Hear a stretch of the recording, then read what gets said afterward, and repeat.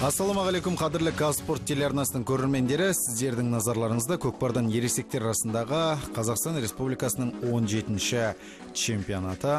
Алматы қаласында өткен чемпионаттың іріктеу кезеңдерінде бүгін Ақтөбе облысының құрама көкпар командасы мен Ақмола облысының құрамасы бақ сынайтын болады. Сонымен қос команда міне сіздердің назарларыңызда, осы екі команданың тартыста бәсекесін өздеріңізбен бірге тамашалаймыз.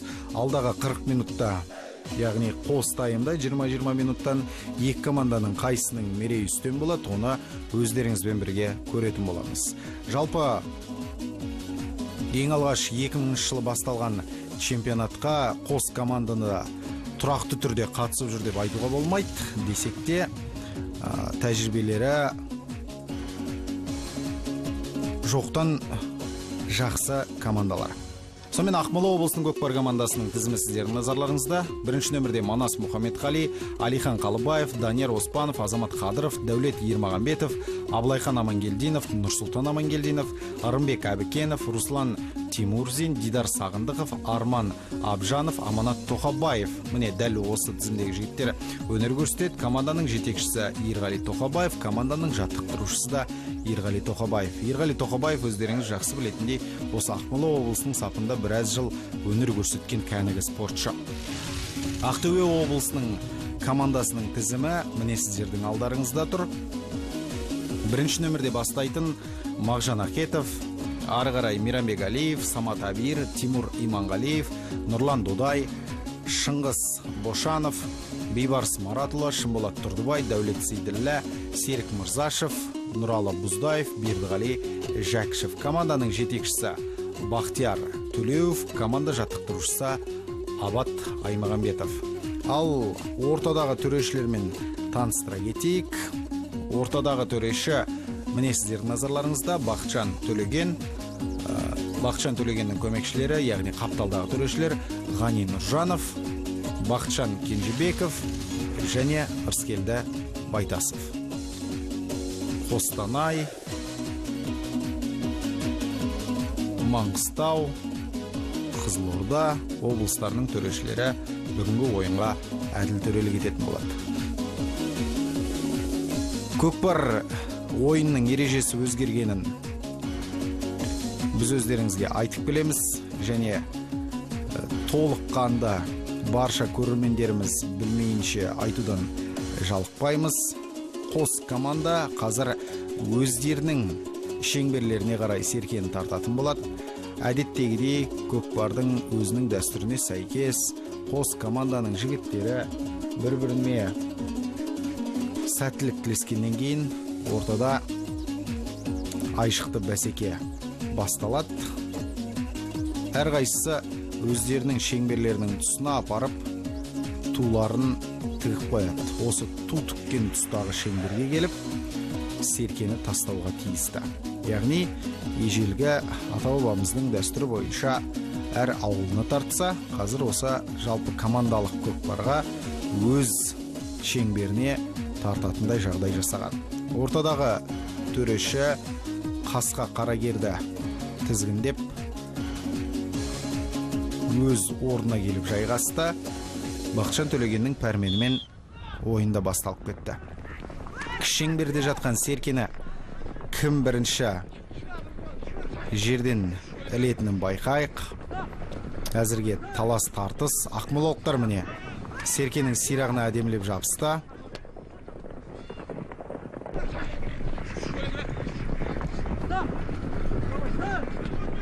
Өздеріңіз көріп отырғандай, командалық әріптестерінің көмегімен шабуылға шыққан болатын, бірақ серкені аттан сыпырылып қалып, серкені жерге құлатып алды. Қайдадан атқа қонды ақмолалық шабандос. Ақтөбеліктердің шабуылы басталуға шақ қалып тұр. Бейбарыс Маратұлы қазір серкені тақымға басып шабуылға шыққан сәтін көріп отырсыздар. Және командалық әріптестері қалған қорғаушыларды, яғни Ақмоланың спортшыларын жауып Бейбарысқа жол ашуға бар мүмкіндікті жасауда Бейбарыс міне тамаша өтті және жеке дара келді. Тамаша салым ардақты ағайын. Қараңыздаршы, әдемі шеберлік. Жылдамдықты да қосатын кезде қосты. Қамшыны да басу керек кезде басты. Бейбарыс Маратұлы, таныстыра кетейік, 1994 жыл туған шабандоз. Астындағы тұлпары 9-дық. Негізі Жамбыл облысының тумасы. Міне ойынның 2-ші минутында есеп ашып, өз қоржындарына, өз қанжығаларына бір салымда байлап алды. Ортадағы бас төреші Бақытжан Төлегеннің ысқырыға кішеңбірді жатқан Серкеге ентелеп лап қоюға бұйрық бергендей болды. Ақмолалықтар Серкені жерден көтерулерінде мін жоқ. Манас Мұхаметқалидің тамаша шабуылы. Міне енді мүмкіндік бар бұл жерде. Тастау керек.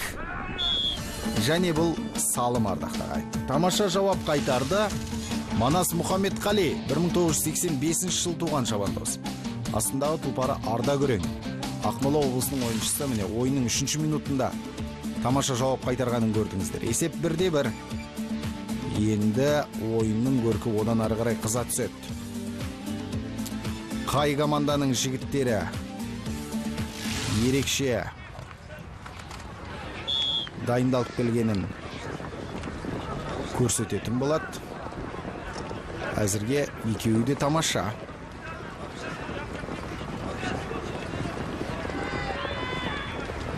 Қараңыздаршы, аттың бауырына жатып Серкені қалай тақымға басуды Ақтөбенің жігіттері көрсетті. 9-ші нөмірдегі Дәулет Сейділлә. Дәулет Сейділләнің шабуылы әрі қарай жалғасып жатыр.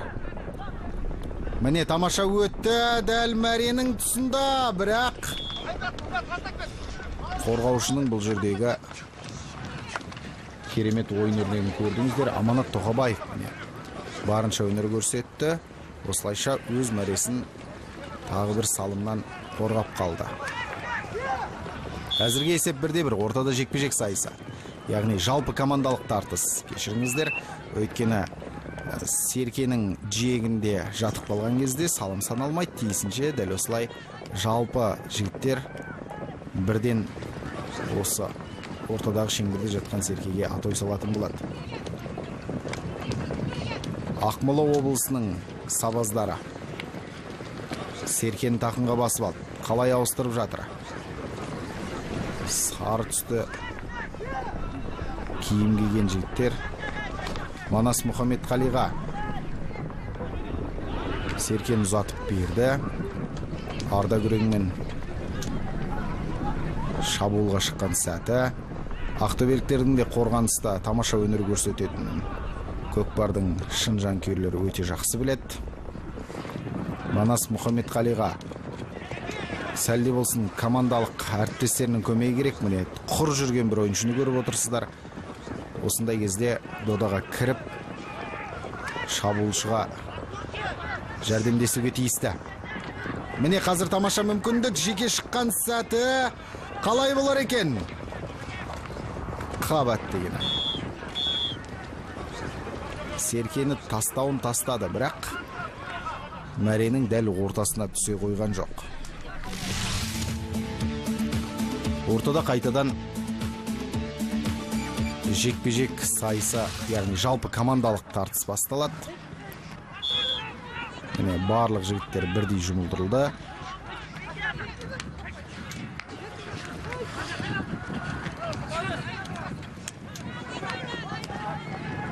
Кім Серкені тақымда басып алар екен? Әзірге жерден көтеріле қоймады. Нағыз талас көрбуде.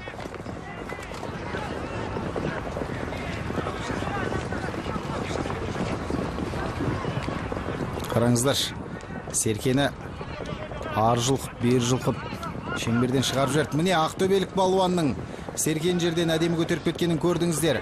Тамаша шабуыл, бұл Бейбарыс Маратұлы болуға тиісті. Иә, 7-ші нөмірдегі бірінші салымның авторы Бейбарыс Маратұлы. Қандай тамаша, жеке дара шығып кеткенін көрдіңіздер. Командалық әріптестерінің демеуі тамаша болды, нәтижесінде есепте еселеп кетті. Бейбарыс Маратұлы, тағы бір таныстыра кетейік, артықтық етпейді, құрметті көрермен. 1994 жылы туған шабандоз.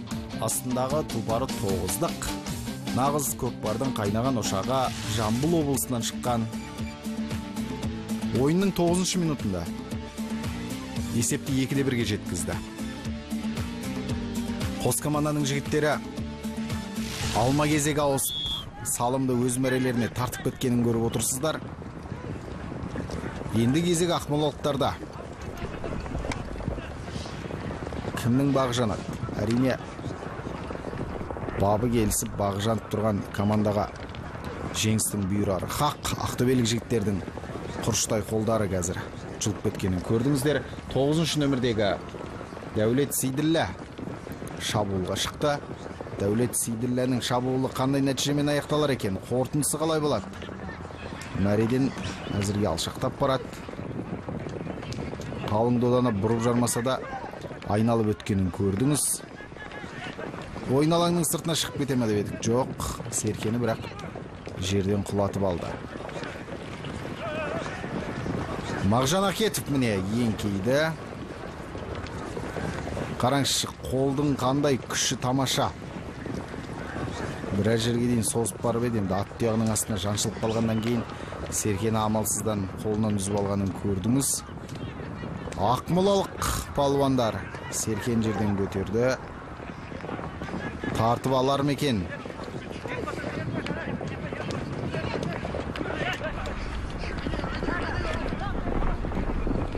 Әзірге тамаша дода жалғасуда. Қайтадан жерге түсіп қалғанын көрдіңіздер. Серкенің Мағжан Ахетов қазір артырс, бертырс, міне жеке дара келді, енделіп алып кетуге толықтай мүмкіндік бар. Және Серкен тақымға басты. Мағжан Ахетовтың тамаша шабуылы, жеке дара шығып келеді. Тақымға баспай-ақ міне тамаша салымды тастады. Керемет. Есепті одан сайын еселеуде. Мағжан Ахетов міне сіздердің назарларыңызда. 1994 жыл туған шабандоз. Астындағы тұлпары Мираж, Ақтөбенің ең атақты сәйгүліктерінің бірі. Ақтөбе облысының палуаны міне ойынның 12-ші минутында есепті 3-1-ге жеткізіп отыр. Бұл жерде расымен де ақмолалық қорғаушылардың қателікке бой алдыруынан ақтөбеліктер тамаша салымды салып кеткенін көрдіңіздер. Мағжан Ахетов та әдемі ашылды. Бұл да ақылдың ойына тек күш пен білек қана сыналмайды.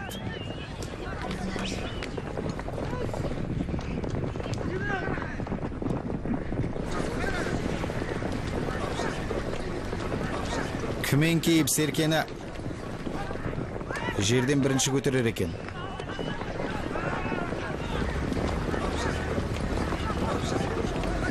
Шекінай аттың бауырына жата қап. Серкеге қолды алақанға қысып тұрып, сирақтан көтеріп, тақымға жұлып тұрып басатын жігіттер ғой баршасы. Манас Мұхаметқали тағы да бір шабуылды ұйымдастыруға мүмкіндік алып отыр. Манас Мұхаметқалиға тамаша әріптестер болса, қарсыластарын жауып алатын, онда бұл жігітте салымнан салым қоймайтын керемет шабандоз екенін қайта-қайта айғақтауға мүмкіндігі бар жігіт. Қараңыздаршы, көрдіңіздер ме, ақмолалықтар артта қалып қойып жатыр. Бұл әрине командалық жүйенің дұрыс жұмыс істемей жатқанын байқатса керекті. Жаңағыдай тартып келе жатқан кезде, аттың тізгін сілкіп тартқан кезде орнында қалып қоятын еді. Сонда асықпай барып Серкені тастай салуға мүмкіндік бар. Ал мұндай қателіктерді кешірмейтін Нұралы Бұздаев Серкені өз тақымына басып алды. Және қандай еңбекпен жұлып алғанын көрдіңіздер. Нағыз білекке жұмыс істеген жігіт. Міне тамаша салым. Қай жерден тастау керек екенін біледі. Керемет салым, керемет. Есеп 5-1. Жоқ, 4-1-ге жетті есеп. Нұралы Бұздаев 1980 жылы туған шабандоз. Астындағы тұлпары Тайбурыл. Жамбыл облысында туған Нұралы Бұздаев ойынның 15 минутында есепті 4-1-ге жеткізіп отыр. Қай жерден тастау керек екенін білді. Серкенің салмағын, қалай сытылып баратынын барлығын есептеп үлгерген Нұралы Бұздаев. Аттың шауып келе жатқан екпінімен Серкені дәл сол өзінің салмағы бойынша тастай салып еді жерге. Айналып барып, дәл мәренің үстіне түсті. Ақмола облысының жігіттері шауып барып, аттың бауырына жатып, теңгелген секілді Серкені жұлып кетуге мүмкіндіктері көп екен. 8-ші нөмірдегі қазір Шымболат Тұрдыбай Серкені тақымға басып алды. Шымболатқа командалық әріптестері қалай демеп жүргенін көріп отырсыздар. Жан жағында қарсыластарын жауып, атының жылдамын қараңызшы. Шымболат Тұрдыбай міне жеке дара шауып келе жатыр. Мағжан Ахетов қазір командалық әріптесіне көмек көрсетуге тиісті. Әй, тамаша салым. Керемет, көз ілеспейтін деп жылдамдықпен әкеп тастаған Шымболат Тұрдыбай 1995 жыл туған шабандоз. Астындағы тұлпарын Оразбай деп атапты. Ақтөбе облысының ойыншысы ойынның 16-шы минутында есепті 5-1-ге жеткізіп отыр. Ақтөбеліктердің қарқыны ерекше, ақмолалықтарды тіпті демалдырмай қойды. Ақмоланың жігіттері күзеткеннен басқа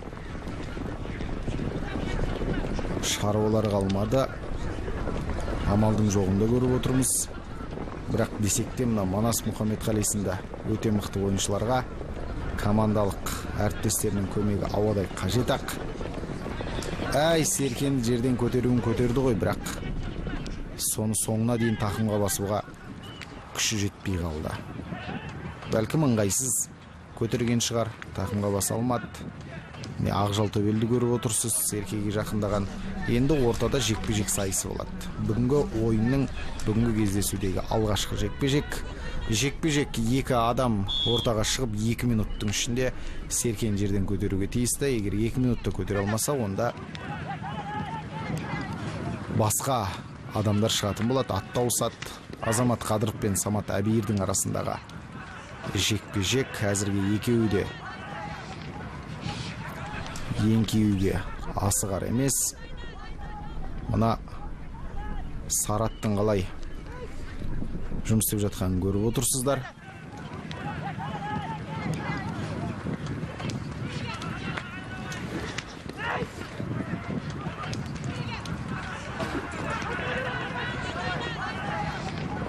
Азамат Қадыров атынан сыпырлық балғанды Самат Әбиір тамаша пайдаланып кетті. Самат Әбиірдің тақымында Серке. Самат міне жеке дара шығуға мүмкіндік алды. Және әдемі шабуыл, бұл салым. Керемет. Ақтөбеліктер мүлдем қиыс кеп жатқан. Самат Әбиір міне сіздердің назарларыңызда. 1988 жыл туған шабандоз. Астындағы тұлпарын алтын торы деп атапты. Ақтөбе облысының ойыншысы ойынның 19 минутында бірінші кезеңнің ең соңғы сәттерінде есепті 6-1-ге жеткізіп кетті. Енді келесі кезеңде дәл осылай ақтөбеліктер ақмолалықтарды ойнатпай қойған секілді жұмыс істейтін болса, Ақмола облысының командасы онда есепті тым болмағанда теңестіріп булитке жеткізуге, яғни қосымша уақытқа дейін созуға мүмкіндіктері бар.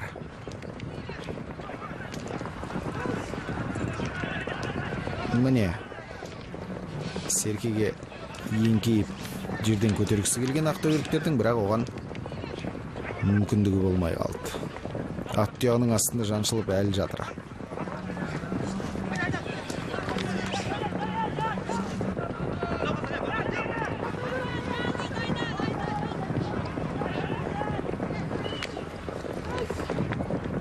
Еңкейген жақтан кеп қатты соғуға болмайды, сол іспетті.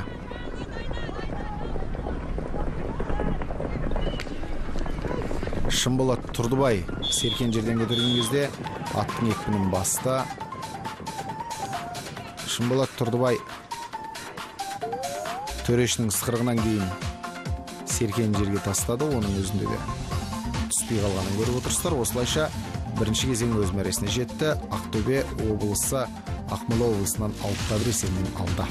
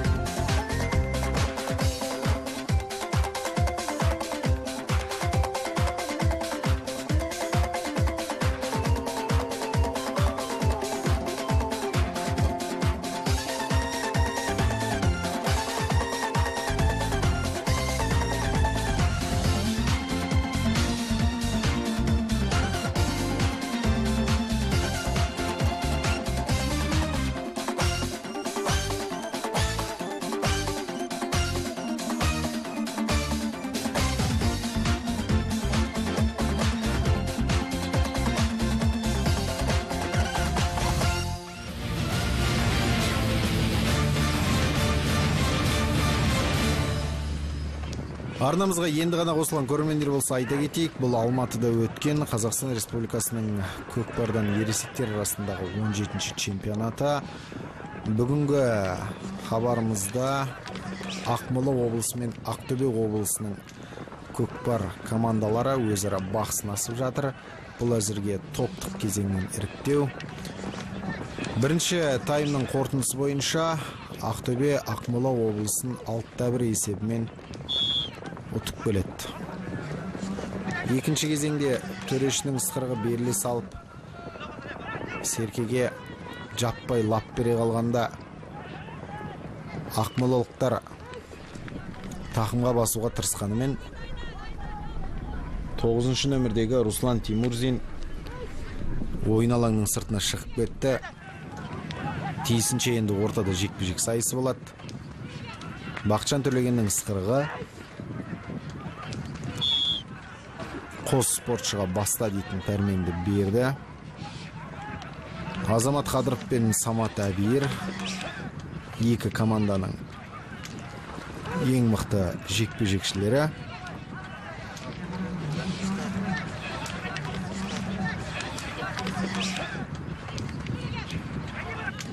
Саржал Сарғасқада өте жақсы жекпе-жектің екенін көрсетіп отыр. Мираждың әлеуеті төмендеген сыңайлы тез шаршаса керекті. Сол үшін де жекпе-жектерде оқтын-оқтын бой көрсетіп жатқан жоқ. Азамат Қадыровтың дәл жаңа қателігін тағы да пайдаланам деп ойлаған болса керекті. Самат Әбиір тура еңкейген кезде аттың алқымын сала қалып еді, бірақ Азамат Қадыров бұл жола өзіне қажетті техниканы пайдалана білді. Азамат Қадыров шабуылда, қасындағы әріптестері көмекке келуге тиісті. әлде болса Азаматтың тақымында болатын Серке. Міне, ашықтан ашық шығып кетуге мүмкіндігі бар еді. Бірақ Ақтөбенің жігіттері ондай олқылыққа орын берген жоқ. Серкені ойын алаңның сыртына шығарып алатын болды. Иә, төрешінің ысқырығы естілді ме?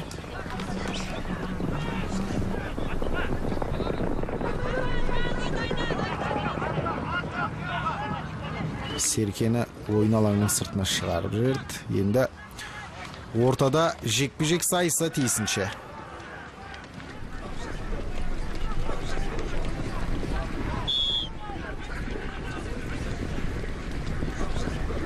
Рымбек Әбікенов пен Тимур Иманғалиев.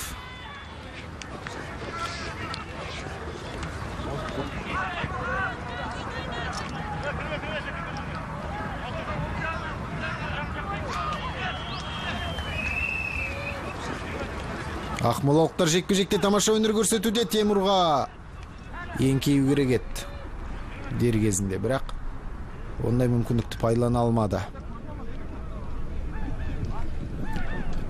Екі атта өте мықты. Иманғалиев Серкенің тура түбінде. Енді мүмкіндігі бар ғой, не күтеді? Бауырдан тебініп қалса болды. Серкені тақымға басып кетуге мүмкіндігі бар еді Тимурдың. Бірақ дер кезінде оны пайдалана алмады. Десекте тәжірибелі спортшы өзінің тәжірибелі екенін осындайда көрсетуге тиісті. 2 минут уақыт берілген екеуіне. Осы 2 минут өте шыққаннан кейін Серкен жерден көтере алмаса, онда атта адамда ауысатын болады. Бір-біріне мүмкіндік берер емес.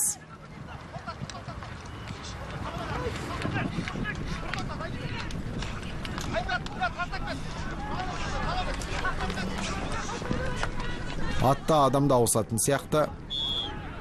Бақытжан Төлегеннің ысқырығы естілді және жекпе-жекшілер өз орындарын басқа спортшыларға берді. Екінші жұптың арасындағы жекпе-жекті тамашалайтын боламыз. Бұлар Азамат Қадыров пен Самат Әбиір. Екі команданың кәнігі жекпе-жекшілері қайта шықты ортаға. Біреуінде Азаматтың мерейі үстем болса, екіншісінде Самат Әбиір. Азаматтың аттан сыпырылып түскенін тамаша пайдаланған еді.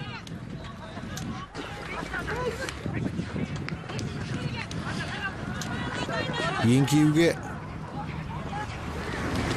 именсініп тұрған секілді Азамат Қадыров. Міне, Азамат Қадыров Серкені жерден көтерді. Тақымға басуға мүмкіндігі бар, бірақ ақтөбелік спортшылар тура қапталдың жиегінде күтіп тұрды. Осындай кезде ақтөбеліктердің қателігі, ақмолалықтардың қателігі ғой. Барлық спортшылар жауып алу керек бір-бірден. Оған мүмкіндіктері жетеді.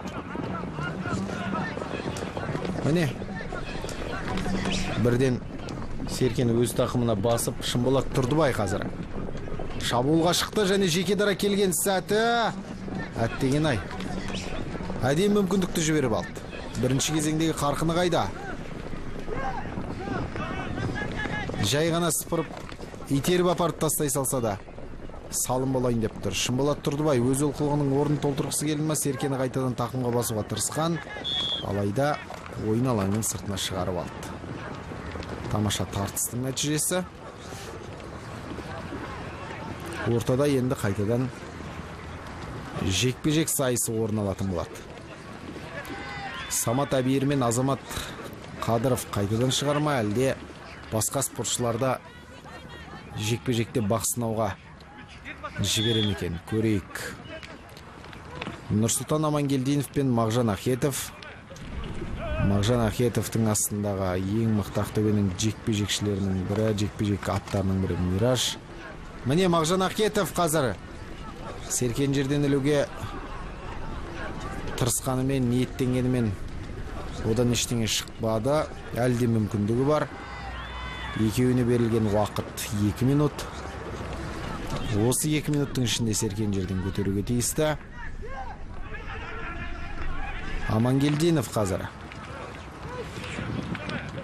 Серкеге қол салуға дайындалып тұр. Мағжан Ахетовтың тақымында кетпеді Серке әзірге. Әлде болса ортадағы шеңберде жатыр. Міне, енді тақымға басуға толықтай мүмкіндік бар Мағжан Ахетовтың тақымында. Серке, Мағжанның тақымына Серке түссе, салым салмай қоймайтын палуанның бірі. Өзі төтенше жағдайлар қызметінде еңбек етеді, сондықтан кез келген төтенше жағдайға төтеп бере алатын спортшы. Ақтөбенің ең мықты, ең атақты ойыншыларының бірі. Жарқ етіп, шырақ жанғандай бұл батыр жастар арасында ерекше өнер көрсетті. Міне тамаша салым. Ешкімге айтпай, әдемі мүмкіндікті пайдаланды. Мағжан Ахетов, ардақты ағайын, тағы да бір таныстыра кетейік, артықтық етпес. 1994 жыл туған шабандоз. Астындағы тұлпары Мираж. Ақтөбе облысының тумасы Мағжан Ахетов. Міне ойынның 30 минутында есепті 7-1-ге жеткізіп отырады. Осындай Ақтөбенің кішкене саябырсып көрсеткен ойынын ақмолалықтар өздеріне пайдалы жағынан көре білу керек еді десек те, оған қауқарлары жетпеді. Мағжан Ахетовтың мәреге тастаған Серкесінің өзінде мән бар. Жиегімен келіп дәл ортаға, яғни қалың доданың ішіне әкеп тастады Серкені. Жекедер ақтөбелік палуанның шығып кеткенін көрдіңіз, бірақ еңкей алмай қалды. Қайтадан бағын сынап көреді. Қарсыласының қағу келе жатқан екпінін әдемі есептеп, аттың тізгінін тартып өткізіп жіберіп барып еді. Нұрлан Додай, бірақ соңына дейін еңкейіп Серкенің жерден іле алған жоқ. Есесіне Шыңғыс Бошанов қазір Серкенің айналасында бір күші шүйіліп жүргенін көрдіңіз. Шыңғыс Бошанов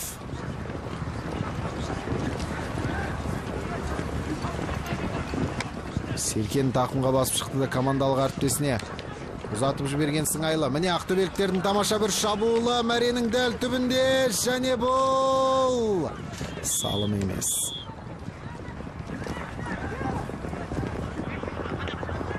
Бұл әрине екінші мүмкіндік жарамайды. Бейбарыс Маратұлы тағы бір салымның авторы атанып кетейін ба деп ойлап еді, бірақ төреші Серкенің дәл жиегінде жатқанын көрді. Көріп қана қойған жоқ, дұрыс шешім қабылдаған сыңайлы. Ортада жалпы командалық тартыс, Серкеге дейтін талас кім қанжығасына байлайды? Ақтөбелік палуан. Міне, Серкені тақымға басып алды. Дәулет Сейділлә.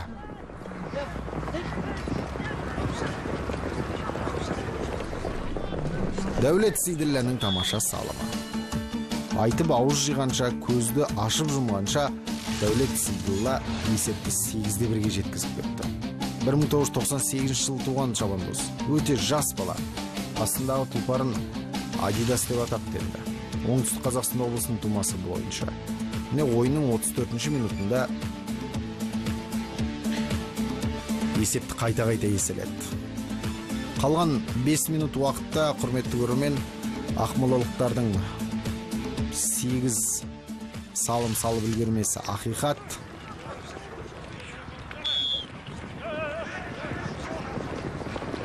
Бірақ сонда да барынша тырысу керек. Төрешінің ең соңғы ысқырығы естілгенше таласуға тиісті. Белді босат жіберуге ақмолалық ақтөбеліктерге де болмайды. Мағжан Ахетов қайтадан Серкені тақымға басты. Мағжан Ахетовтың тамаша шабуылы. Күрең қасқамен жүйткіп барады. Қапталдың жиегімен міне ортаға қарай қойысты. Және мәреге жақындаған кезде ақмолалық қорғаушының Серкеге жабыса кеткенін көріп отырмыз. Егер Мағжан кішкене де болсын шаршаған болса, онда тартып алуға мүмкіндігі бар еді. Тіпті Серкені ойын алаңның сыртына шығарып та үлгере алмады ақмолалықтар. Манас Мұхаметқали міне Серкеге жармасты. Әй тамаша, не деген тақыма тастай бұл болғаны. Міне, жеке дара шығуға мүмкіндік және шықты. Бірақ Серке ортадағы, яғни өздерінің шеңберлерінің жиегінде жатып қалды. Міне өздеріңіз көріп отырсыз, жатқан жиектегі сирағы анық көрінеді. Мағжан Ахетов бір бүйірін қолына ұстап келе жатқандай, аттарда өкпені қолтық қақсып шабуға дайын-ақ тұр. Міне қараңыздар, жалпы командалық тартыста.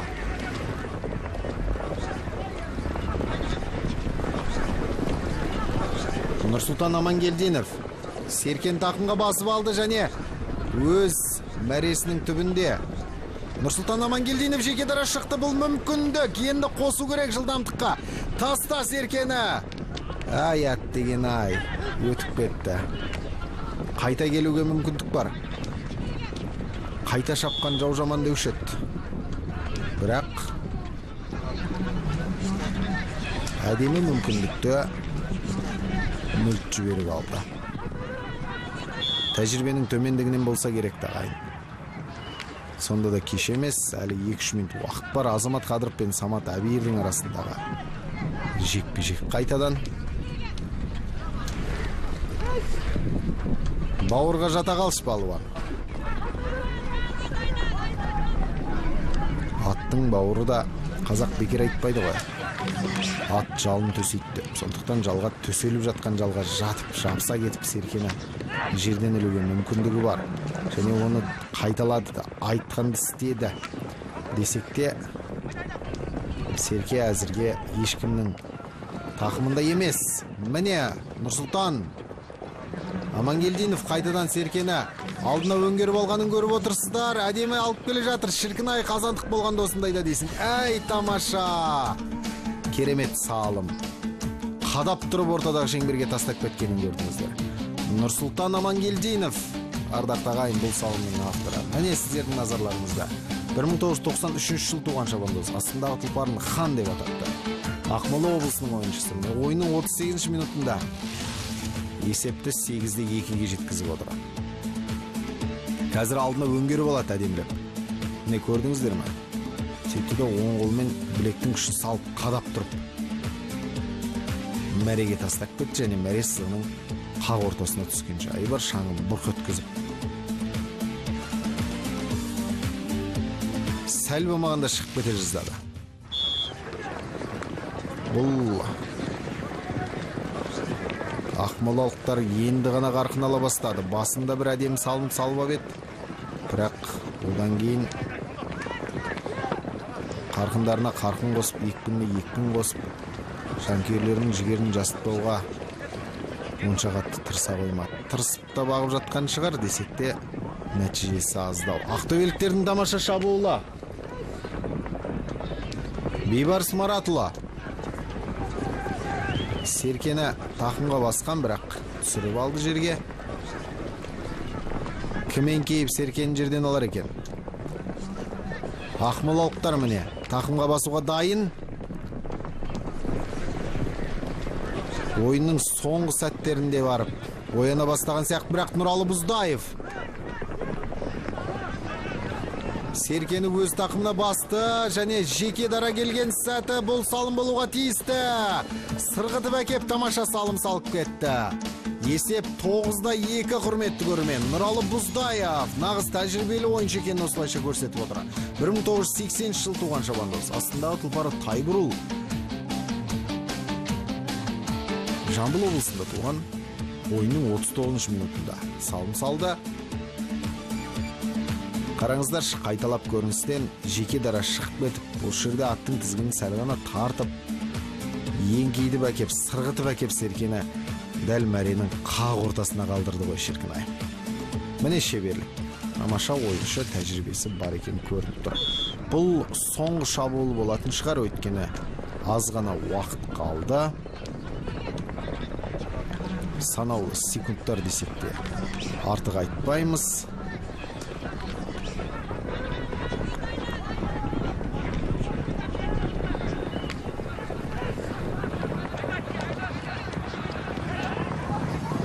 Ақтөбеліктер тағы да серкенің тақымға басқан.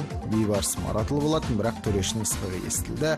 Уақыт осылайша өз мәресіне жетті. Қазақстан Республикасының 17-ші көкпардан ересектер арасындағы чемпионатының іріктеу кезеңінде ақтөбеліктер ақмолалықтардан 7 салым айырмашылығын алғызды. Есеп 2-9 Ақтөбе облысының пайдасында. Қос команда өкпе реніштері жоқ екенін бір-біріне айтып, қате кеткен тұстары болса кешірім сұрасып, қайтадан сәттілікке өтеді. Қол алысып, бұл көкпардың ережесі әрбір команда алаңда қарсылас болғанымен өмірде айнымас достар екенін осылайша көрсетпек. Сонымен бұл бағдарламада өз мәресіне жетті. Көкпар бағдарламасының режиссерлары Руслан Дәулетов, Жарқын Барақбаев және Нұрсұлтан Темірханов. Ал комментатор әдеттегідей мен Қайырхан Мәулен. Жеңісті күндеріміз көп болсын деген тілек бізден болсын. Аман сау болыңыздар.